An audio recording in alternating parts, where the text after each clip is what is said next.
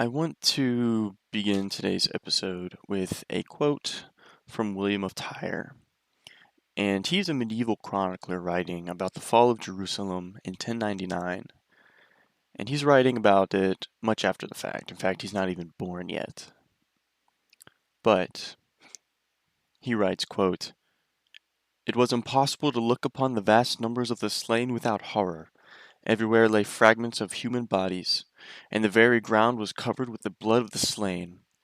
It was not alone the spectacle of headless bodies and mutilated limbs strewn in all directions that roused horror in all who looked upon them. Still more dreadful was it to gaze upon the victors themselves, dripping with blood from head to foot, an ominous sight which brought terror to all who met them.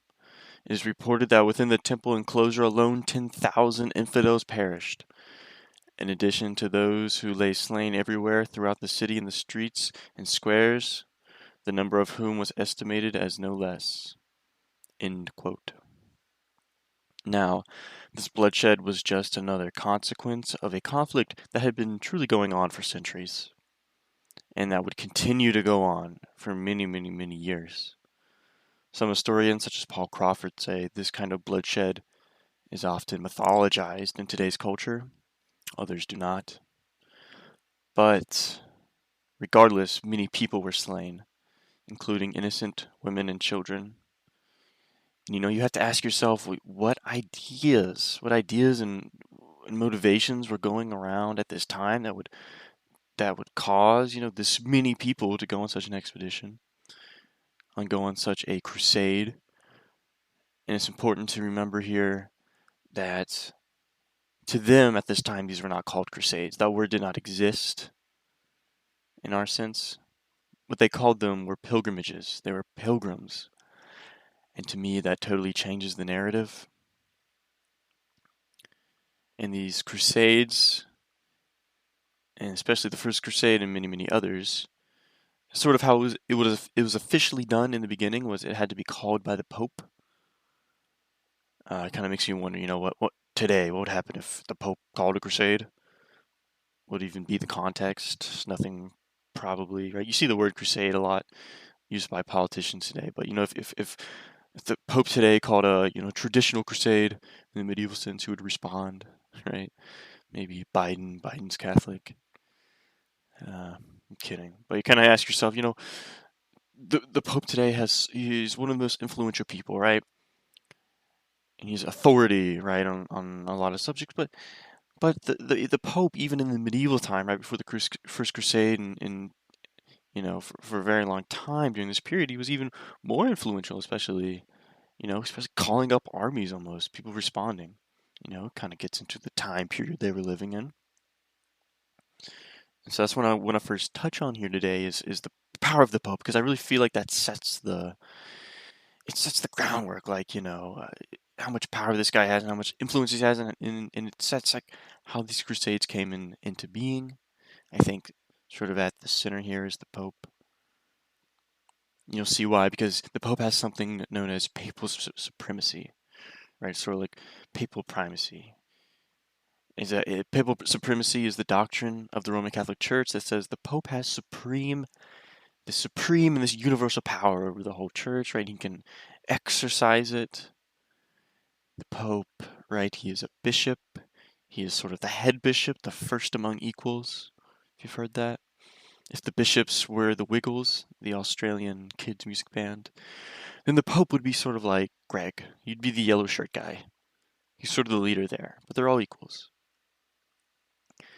And the Catholic Church traces the Pope's authority back to Jesus and the apostles. And among the apostles, there was Peter, who's sort of the head apostle. And Jesus sort of delegates his power to Peter to expand the church, right?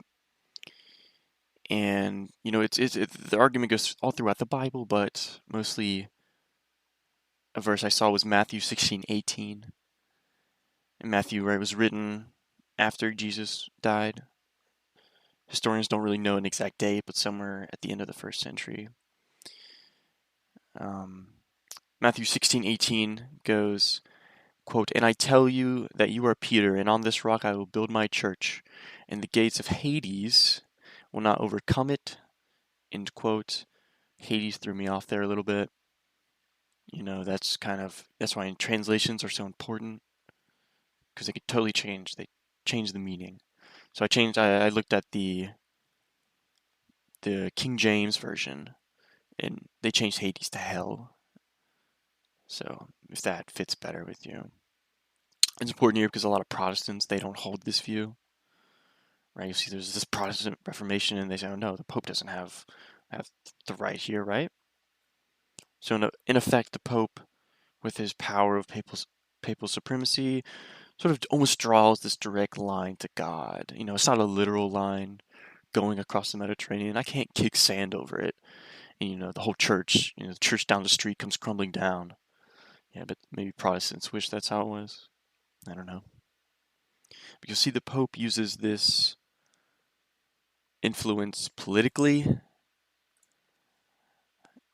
The coronation of 800 AD, Pope Leo III crowns Charlemagne king, calls him, Emperor of the Romans. And this is sort of in effect nullifying the legitimacy of the East, the Empress Irene of Constantinople, sort of the West not taking note of the East. Another reason this is so important is because the Pope's act of declaring him king sets an important precedent. One, right, he's declaring him king, and it establishes that the Pope has the right to choose the king in the first place. And it also allows the Pope to place his own superiority above the king.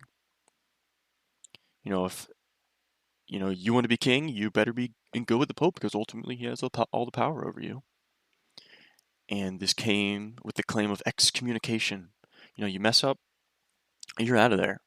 If I'm the Pope and I say, little old Charlemagne, oh, my DoorDash order is here, go pick up my hamburger, and he doesn't do it, well, guess what? I'm going to install a new king, a Burger King, if you will. Sorry. So you see, you no longer have God backing up your claim. Then what are you going to do? You need that power of the Pope. So you see sort of here how powerful the Pope's influence becomes politically, and you'll see this as a driver for the Crusades here. And the Crusades, which were a very slow evolution, right, started with some Turks, right? They were conquering some important land in Anatolia and the Byzantine Empire. This land was important to Anatolia, to the Byzantine Empire, because it acted as sort of the breadbasket, right? You need food, you need to feed the empire. And if you lose your breadbasket, you're in a little bit of trouble. And the Emperor of Byzantium, Alexios I, kind of calls the aid of the West. He's like the Pope. The Pope jumps on this opportunity, right, to show that Christendom, right, they're still united in a way because of there's the Great Schism in 1054, right, that's sort of splitting of the church. But, it's more than that, especially what's about to happen, the First Crusade, because there's this added dimension to the aid that Pope Urban II brings, which was the Pope at the time. There's this added dimension of a holy war, right? We've all heard that. In holy war, in the sense here, I'm going to be talking about a just war.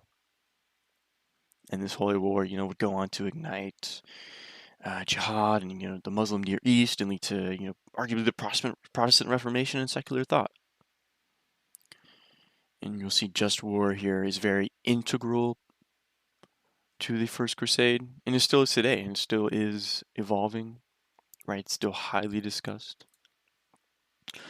And just war, here in the sense of the holy war, but just war is not, come on, Mom, it's just war, be cool, No, right? This is just war in the sense of justice, something very high in a lot of, philosophical circles, intellectual circles. Justice was always, seen as like the highest virtue in some places.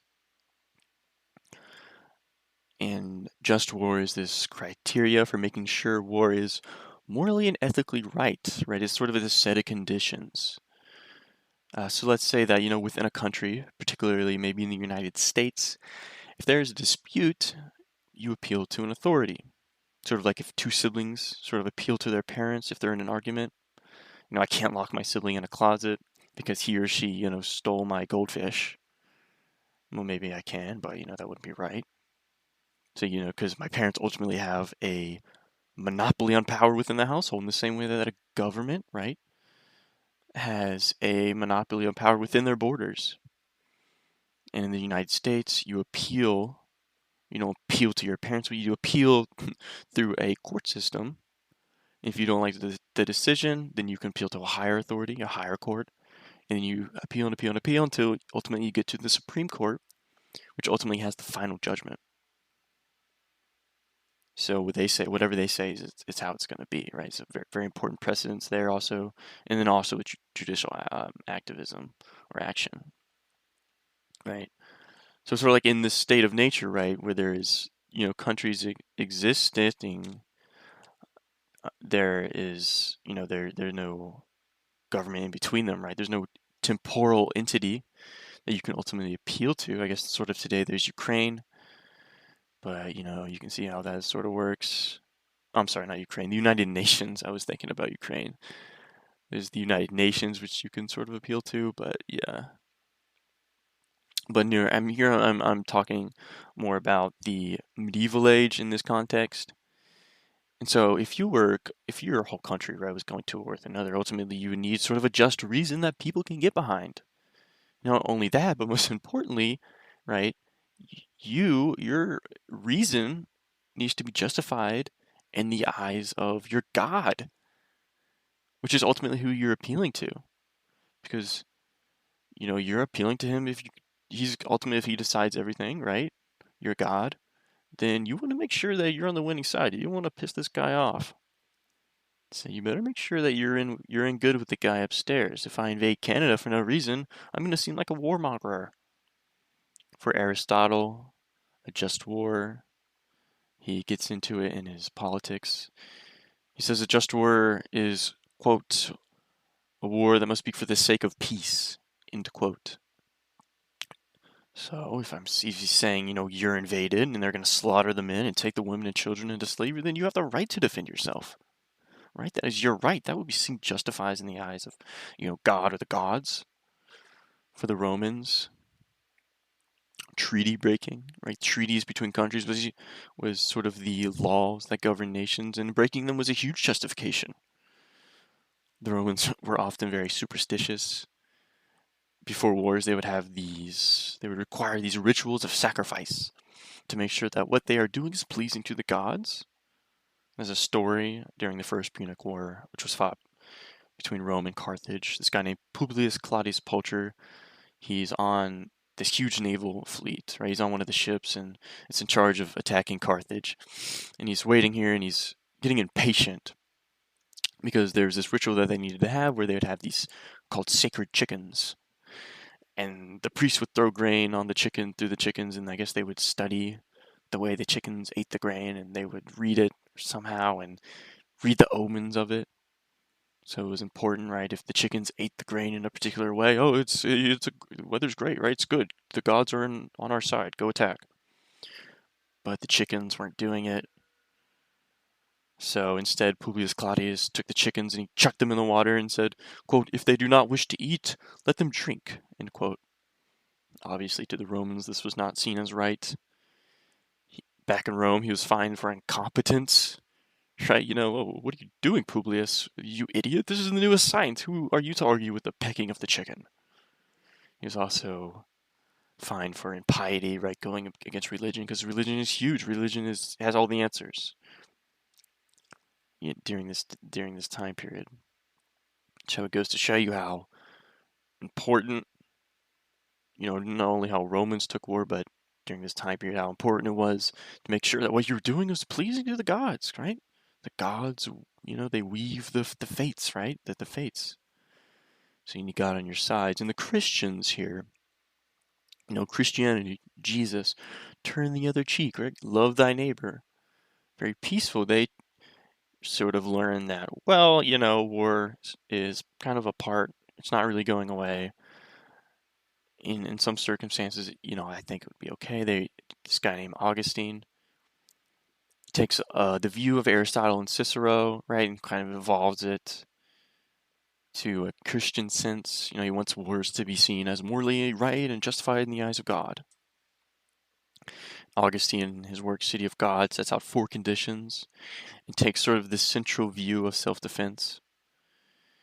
If an individual has a right to protect his or herself in extreme circumstances, they should be able to, if they if they have property in themselves, right, they have a right to defend that, even if that includes killing the other person, if that's how it has to be. If I'm Bruce Wayne's dad, and the drug addict's gonna kill me and my family, well then I have a right, right? If I kill him, I think it would be seen as just, right? Augustine also here says that unjust peace is bad. If you have peace and it's not just, it's not right, that's bad. That's sinful. To him, justice, right? It was the highest value, right? Justice was above peace. In the City of God, he says, quote, "They who have waged war in obedience to the divine command or in conformity with his laws have represented in their persons the public justice or the wisdom of government, and in this capacity have put to death wicked men. Such persons have by no means violated the commandment, 'Thou shalt not kill.'" End quote. That's sort of a tangent, but Augustine also says something like, if you're living under a tyrant, that you should ultimately deal with it. He had a very pessimistic view, right? He said that there can never really be heaven on earth. And if you had a tyrant, that it was sort of God's will. You'll see later Christian thinkers wrestle with this idea. No, sort of ultimately rely on free will, right? The choice to overthrow the tyrant. But Augustine sets out 4 conditions here. He calls jus ad bellum. That means justice of war. And the first one is that there must have proper authority.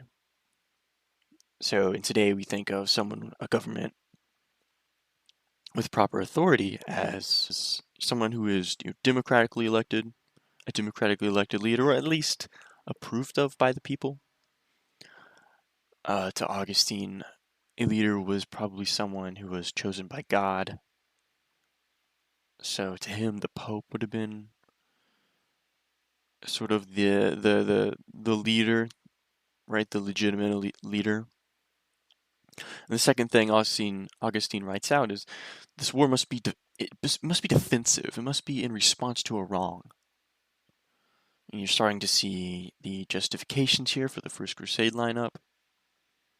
The Holy Land, right? It was ultimately taken from them. They were wronged. These pilgrims who were venturing there to the Holy Land, right, were being robbed or they were being killed. Most would just end up turning back. Oh, hey, Jim, how was the pilgrimage? Oh, yeah, we didn't go. Yeah, some guys were staring at us menacingly. It's like New Jersey over there. I apologize if anyone from New Jersey, I'm kidding. Your state's absolutely beautiful. Great people, delicious food. Music was incredible. I've never been, though, so. So, you had to make sure if you were a pilgrim, you went in these heavily armed groups. That's kind of what it came to. And also to Augustine, if you watched something wrong or bad that would happen, then that would sort of make you a guilty party. Right? There's the thing in Seinfeld, right? They watched a crime being committed and they didn't do anything about it. It's kind of controversial at the time, right? I think it was maybe the ending, maybe the final episode or something. But anyways, excuse me. There's also the third condition Augustine sets out. War must be done out of necessity. It must be done as a last resort.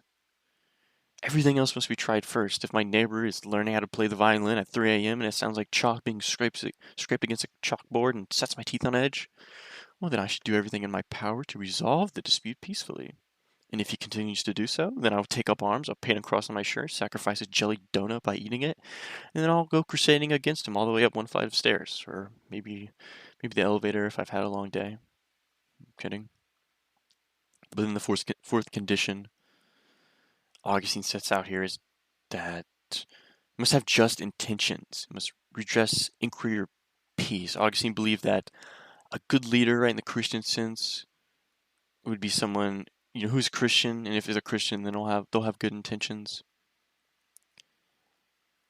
So as we can see here, right, we don't have an exact copy of the Pope's speech, Pope Urban II's speech when he called the Crusades, but we have sort of accounts written after the fact, and we kind of piece them together, and a lot of them have sort of overlap in areas. And one of the ways that overlaps, right, that in the eyes of Pope, the war, the Crusade was for good intentions. You'll see here Aquinas expands the idea to the conduct of war, how soldiers should conduct themselves. Even today, there's a debate of if how the winners even should conduct themselves. Like, you beat the Japanese in World War II. What would be justified to do now? But Aquinas, right, and all these people today, right, they were born after the First Crusade. So I'm sort of relying here on Augustine. And now I kind of want to look at how the just war theory reflects on the motivations and the ideas behind the First Crusade through the eyes of the church and through the eyes of the pilgrims, the crusaders here. It's a very Eurocentric focused episode today. And I want to look at the ideology behind the First Crusade. I'm going to be relying on a chapter from the book Palgrave Advances in the Crusades. This chapter is by Jean Flore. He's a French historian. I think he specializes in the Crusades and medieval history. First, I want to look at how the church, during this time, right, this massive organization, is preparing knights. Previously, they're sort of evolving and preparing these knights for fighting for the church. They often vilified and excommunicated those who took weapons against them. An example here is Pope Leo IX recruited some Germans to protect some lands and promised them spiritual rewards. He said, "If you fight, I'll put a good word in with God." Right? They ended up all being slaughtered. But Leo said he kept his word. After Milan wouldn't accept some of the church reforms, Gregory recruits these guys, these soldiers of Christ, these milites Christi, which would be used as a name for the first Crusaders. And also at this time, there's this idea of paradise through fighting. This was beginning to be very popular during this time. Quote, many scholars have underlined that in the West in the 11th century, popular religious belief began to concede that it was possible to win paradise through dying with one's weapon in hand, if one was carrying on the good fight for the church and Christendom, end quote. So this is sort of the popular belief, the layman belief, sort of layman preachers who were going out to kind of recruit for this crusade. The Pope ultimately didn't really believe that many people would even come. But these layman preachers, right, they kind of get, the common folks start to believe that in this idea that, you fight here, you're in good, right? You're promised the paradise. Right? It kind of gets into the idea of, this plenary indulgence, right? This escape from purgatory. And these milites Christi, the soldiers of Christ, right? Called that because they're going to defend the Holy Land. The land that was once Christian under the Roman Empire. So they saw themselves, and the West saw themselves as this continuation sort of the Roman Empire. So you kind of hear Augustine would have somewhat agreed, and the Pope here has legitimate authority here. The idea has the good intentions ultimately, he would argue. And he's going off to defend the Holy Land. The Crusaders, it's defensive, right? They're righting a wrong. But really, to better understand the intentions, I think we have to look at a more detailed account of some of these Crusaders, or I guess at the time called pilgrims. And there were many motivations. The most dominant was spiritual and religious. Getting to the Holy One, like what I said, has become harder and harder, especially 1055. There was Al-Hakim, who burned down lots of holy things in Jerusalem, right? And he desecrated a lot of Christian, landmarks, including the Church of the Holy Sepulchre. And there's also this guy this in Al-Hakim is better known as the Nero of Islam, if that gives you a better idea. So there's a lot of spiritual motivations going in. There's the pro remissione peccatorum, the pilgrimage and remission of sins. I hope I said that right. I apologize. And it applied sort of many times before the first sort of holy war. There was precedent for it. But here it's really used for the Crusades. It's sort of the crusade would act as this sort of assurance, like this counterbalance to any evil you commit. Quote, Canon 9 of the Council of Clermont, or if you enjoy raising the white flag, Clermont. Sorry, Clermont. But I'm going to say Clermont. He says, quote, if anyone prompted by piety alone and not to earn honor or money will set out on the road to Jerusalem in order to liberate God's church, that journey will suffice for all penance, end quote. Canon 9 is a reference to the assembly called by Pope Urban II to cast some church reforms, included here calling the crusade. And penance is, right, this counterforce. It's this making amends of your sins, sort of after the fact, sort of like reparations, I suppose. Just something bad. So it's like saying 10 Hail Marys after you steal one of those little gibbets that you put on your Crocs. Even though you don't even own a pair of Crocs, you just really wanted it because you were like 5 years old and it was just so pretty. Sorry, but your penance here is more something like the church sort of wants you to do. And the act of penance evolves here as a pilgrimage. Right? The pilgrimage counts. You see, over time it evolves into a sort of indulgence that the church gives out. The Pope here is calling, right, for the defensive war of the Holy Land, righting the wrongs.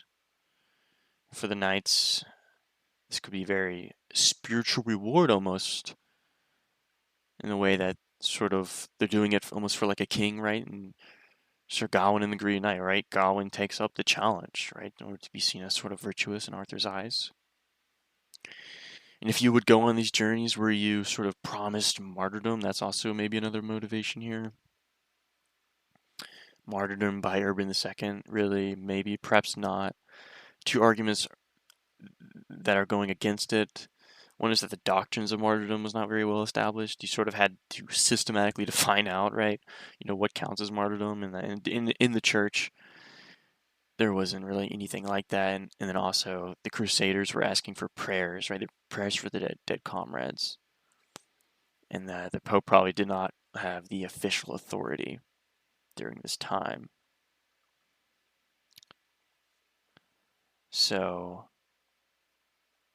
the Crusaders here, right, they're going back to reclaim this old land, defending what's rightfully theirs, and going back to get in with God, get those sweet, sweet rewards. Really religious reasons you can see here. Religiously for them, these are very good intentions. There's the socio-religious motivations. There is this appeal to a feudal community. The Pope Urban here is reason that, Jesus died to save his people. In return, he asked that they deliver his people, you deliver his people from oppression and take up his cross. There's no greater love than dying for a brother.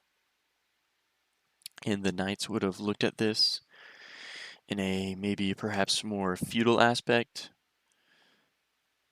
It's from the chapter. It says, quote, historians judge that these reasons, even if the Pope was quoting them directly from the gospel, which is far from being certain because they were clearly given a warlike dimension, were most probably understood by the knights from a different point of view, near to clan solidarity and revenge and the love for one's neighbor that Jesus preached, end quote. So there's this community based on a single religion. There's us, there's them, and there's this attack on Christendom. Christendom was really this idea, really starting to evolve to a more of a concrete idea during this period. So they didn't really, they didn't care that someone was who it was. They just cared someone was doing it in the first place. Someone was attacking Christendom in the first place. It's like if a rival school comes over, maybe it doesn't even have to be rival, right? But if the school comes over and starts spray painting and destroying school monuments, you'll be pretty pissed. Maybe you are the chancellor or the school council, whoever. They're like, oh, go mess them up, go mess that school up, and maybe we'll give you a free degree. It's not exactly like that, right? But a little example. And the Christians, right, they're close to like demonizing these Muslims. Like, these Muslims Islam is abominable and it's perverse. They're more like pagans. And there's also this emotional argument that the Pope used. There's this, fear that the Muslims would continue their invasion towards the east, right? Muslims or the Ottoman Empire would end up getting close here. to Vienna in 1683. So there's this emotional argument stirring the feelings. We see this every day in advertising and politics and lots of places where people are trying to persuade you of something. Great example, a commercial we've all seen, Sarah McLachlan, "In the arms of an angel," right? Bet you didn't know I could sing. That's right. But you're showing, in this commercial, they're showing these big puppy eyes, these poor animals, and they're, give us money, right? They're kind of getting at that emotional side for some donations. And especially in these big groups, very, because, at this time, right, I think during this time it's hard to understand how just on everyone's mind it was about their salvation. They wanted them, religion was constantly on their mind. It's a bit different today, right, in a more secular technological society, but their medieval age in this time was very religious society. Everything pretty much had to do with religion almost. And you saw in these big groups, right, everyone's feeling this way. It's stirring all these emotions and it's sort of reinforcing it on everyone. And then not only that, there is this sort of, everyone starts saying, the crusade here, this is destined to happen in the first place. There's this eschatological dimension. I hope I said that right. I had to sound it out right next to the word here. Eschatological. But the view on everyone's minds that, God directs the course of history. Right? You kind of see here, right? There's that appealing to God, because if he directs everything, then ultimately you need him on your side. Because if he's going to decide who wins or loses this battle, well, you better make sure you're good with him, right? And they saw, like, the Arab invasion was God punishing the Christians. There was precedent for this, especially in the Bible. Like, God punished the Jews with the invasion of the Assyrians and the Babylonians, right? But it was sort of for their own good. Like, if my kid, well, I don't have a kid, but if I had a kid, his name would be something super badass, like Dragonfire Thunderwolf. But anyways, if Dragonfire Thunderwolf keeps running into oncoming traffic, well, I need to get the message across somehow, right? You may have a super cool name, but gosh darn it, you're a loose cannon, Dragonfire Thunderwolf. Yeah, you're not invincible. And I've tried everything to get the message across. Don't run out in traffic. But it's not working. I can't help him understand that. So, maybe I'll have to use a punishment, right? But it's ultimately for his own good, right? I'll have to cause a little bit of suffering, a degree. And it's sort of here, it's this idea in Christian theology of free will, right? God sort of punishing, and ultimately you have sort of the choice here. And the Pope here, and everyone starts to say that this crusade is part of God's plan, right? He's just sort of prophesizing it here, and they start to chant, Deus Vult, right? This means God wills it. I mean, talk about making sure your war is just, right? It's seen as morally right. If you're a crusader and everyone starts saying, that ultimately God is saying you have to do this, well, then who are you to argue with that, right? If morality ultimately comes from God, right?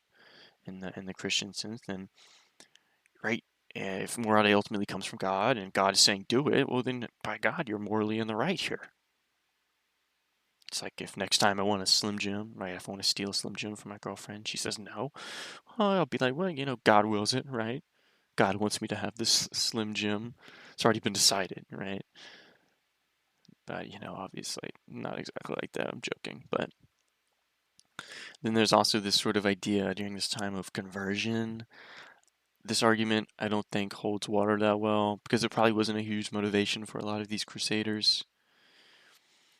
Because you couldn't really force somebody to convert. A lot of their doctrines really wouldn't allow that. Wasn't really sort of, yeah, like I said, allowed. This crusade was more about finding their salvation, and it was about showing how the Christian God is superior, right, through winning battles, because, God will decide this battle. And if God wants us to win, then that's how it is. So there's more maybe likely a material motivation involved, perhaps. Quote, it is still more probable that these religious motivations were supplemented by material considerations, since heretics' lands could legally be confiscated for their own goods. End quote. So maybe there was also this sort of material motivation involved, but ultimately you're starting to see that, a lot of these motivations and intentions are sort of lining up with, in a sense that we justified with God. But like I said, there was these socioeconomic motivations. Some scholars say material motivations were big, and the Pope knew it. And the Pope, in one of his speeches, he says, quote, out of piety alone, and not to earn honor or money, end quote. So he's saying here, if you better all be, you better have good hearts here. You better not, gonna go doing this to loot the local target, right?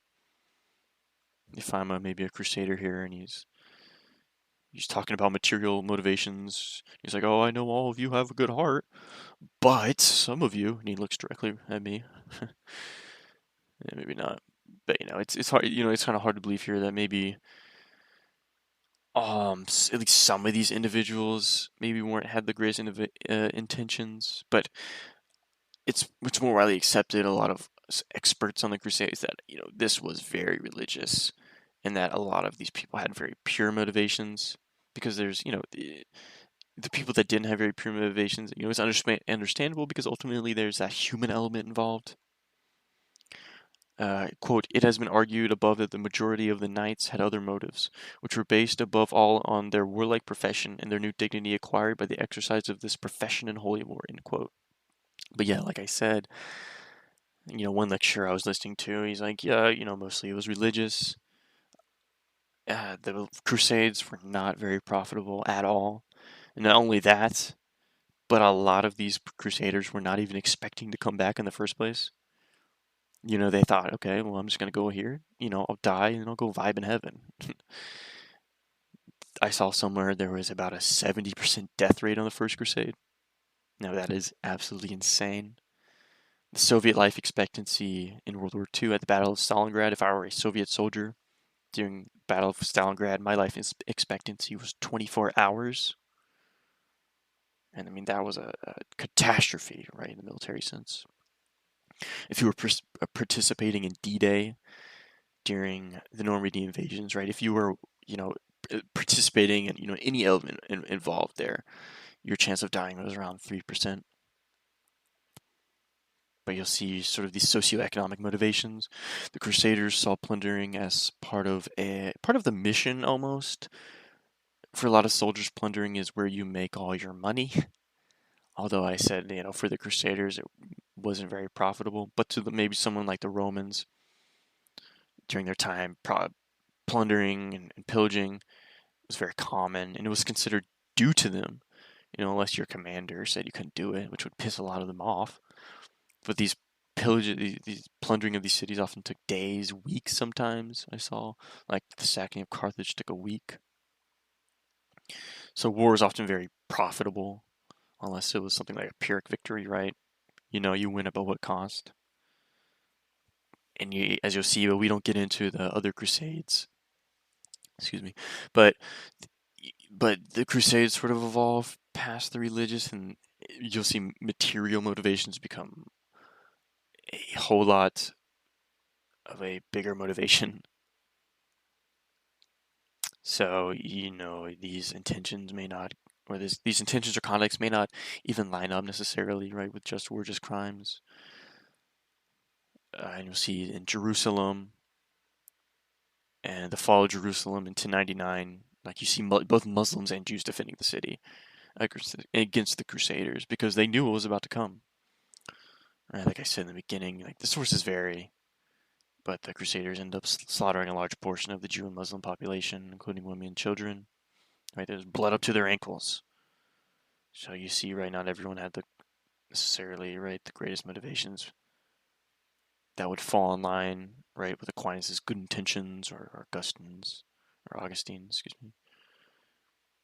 But like I said, you probably wouldn't want to be born during the medieval period because your sacking of the city, right, it was really no different from any other sacking.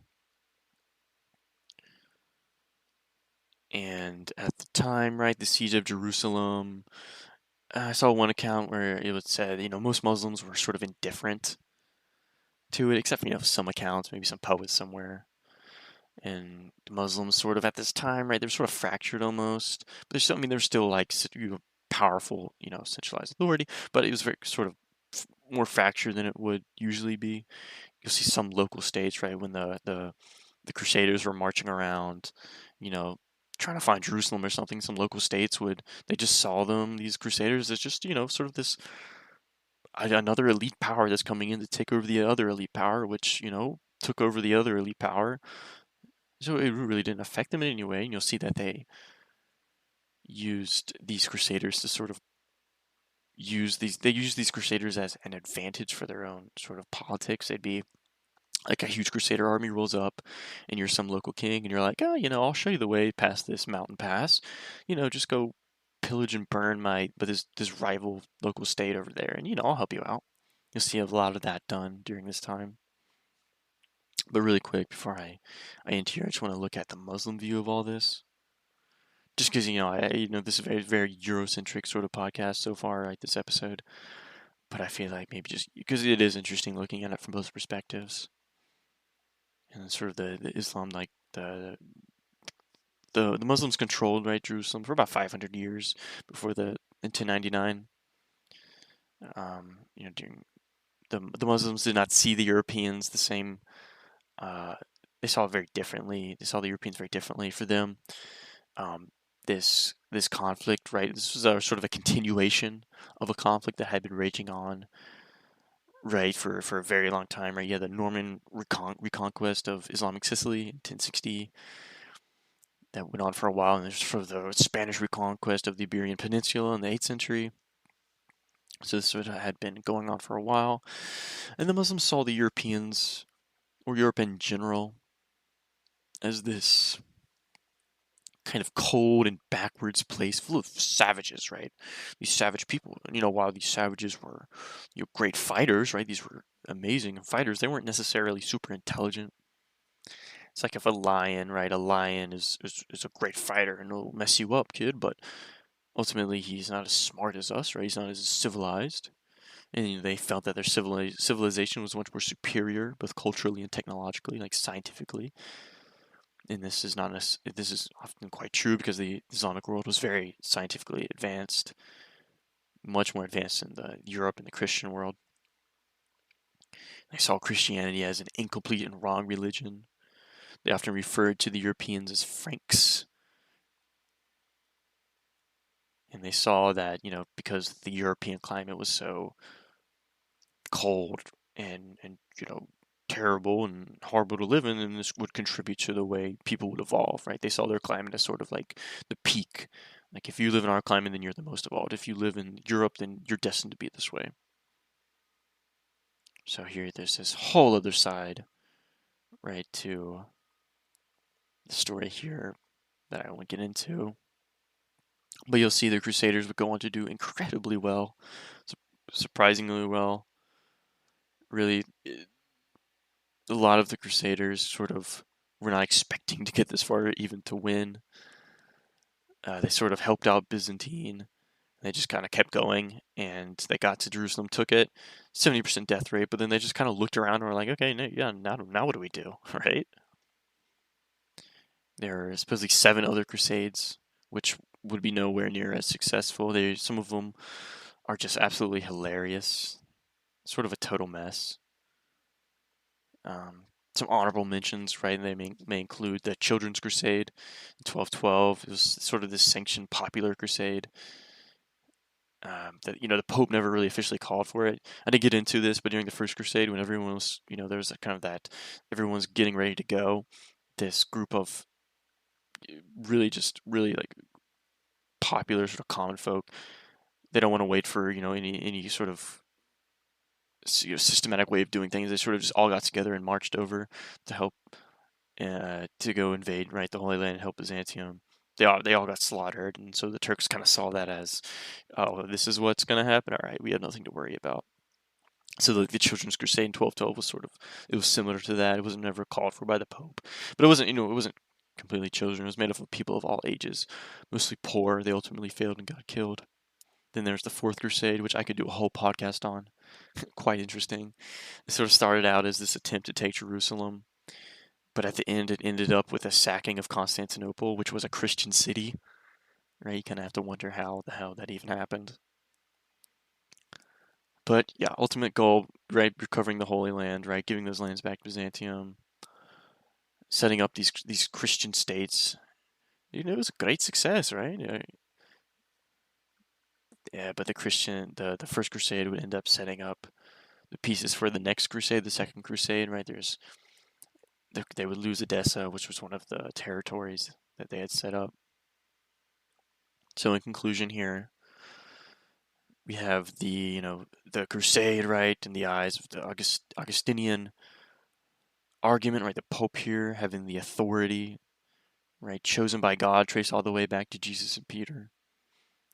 There's the sort of defensive aspect of it, protecting the Holy Land, righting a wrong in their eyes, right? Sort of arguably maybe done out of necessity, right? They're coming to protect Byzantium. Byzantium needed their help at protecting Christendom, right? There's these pilgrims, right? They couldn't get through. These pilgrims had to go in and make a clear path, right? And the just intentions, right? The Pope's a good Christian, calls a crusade.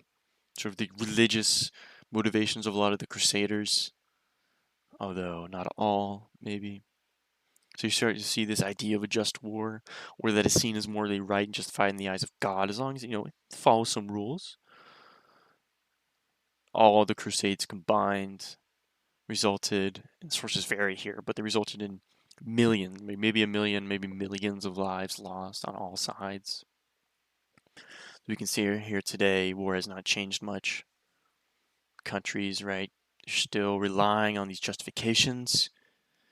And there's still lots of death, depending, maybe just a few thousand to millions now with nuclear weapons, right, today. It could be even scarier, something in the billions, maybe. Walking that tightrope, as Dan Carlin puts it. So, anyways, I hope you enjoyed the podcast, guys and girls. Thanks for listening. I hope you learned a lot, or at least I learned something, because I know I did when I was researching this. I'll put the show notes. I have a little outline here. I'll put that in the show notes. Quick little disclaimer, right? I'm not an expert here, but I do try to rely on scholarly sources. But the history, right? With history, it often varies. So if you enjoyed the podcast or you have some sort of feedback, let me know. But if you enjoyed, rate me on iTunes or wherever you listen to your podcast. Follow and subscribe for more. And I hope you have a good rest of your day or night.